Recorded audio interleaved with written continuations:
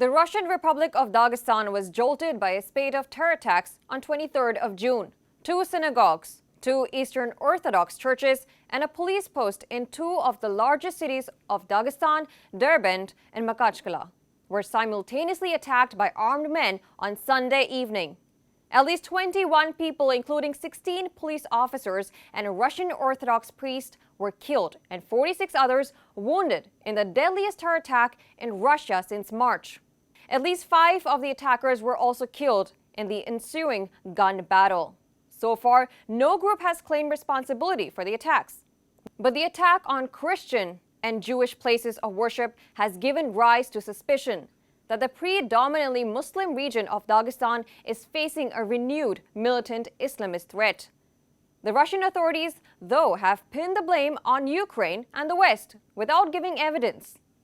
As Russia focuses its resources to counter threats from Ukraine, has it turned a blind eye to the danger posed by homegrown Islamist violence? Our next report explores more. Pentecost, also known as Trinity Sunday, is one of the most important holidays in the Orthodox calendar. But the celebratory mood turned somber on Sunday evening, as gunmen attacked an Orthodox church and a synagogue in the ancient city of Derbent.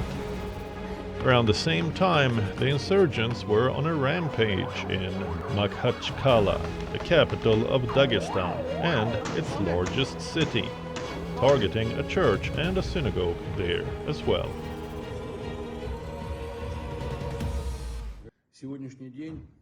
Today has become a day of tragedy for Dagestan, and not only for Dagestan but for our entire country. Unprecedented in their cruelty, terrorist attacks were committed today against religious sites in the capital of Dagestan, Makhachkala, and our ancient city of Derbent. Faced with this audacious coordinated attack, the security forces launched an anti-terrorist operation. Long into the night, the gun battles raged, resulting in the deaths of at least 5 assailants.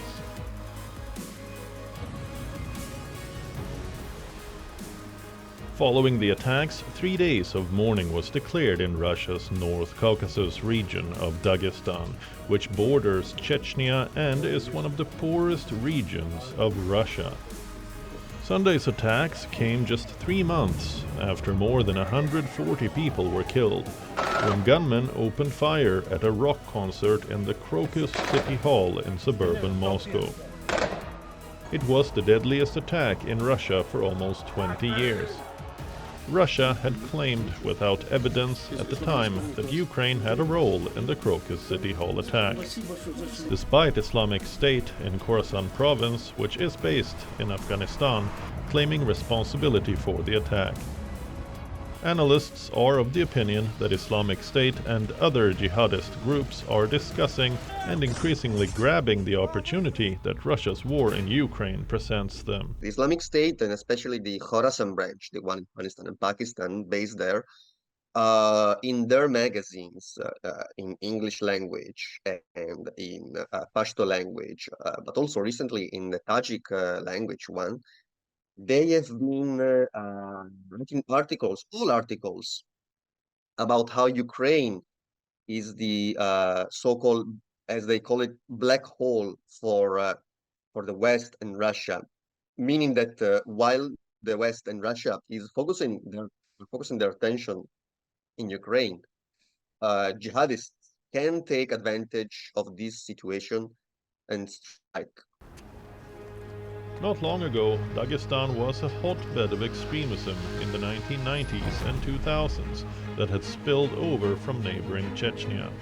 Economic and social issues of high unemployment and rampant corruption were feeding the radical ideas of extremism.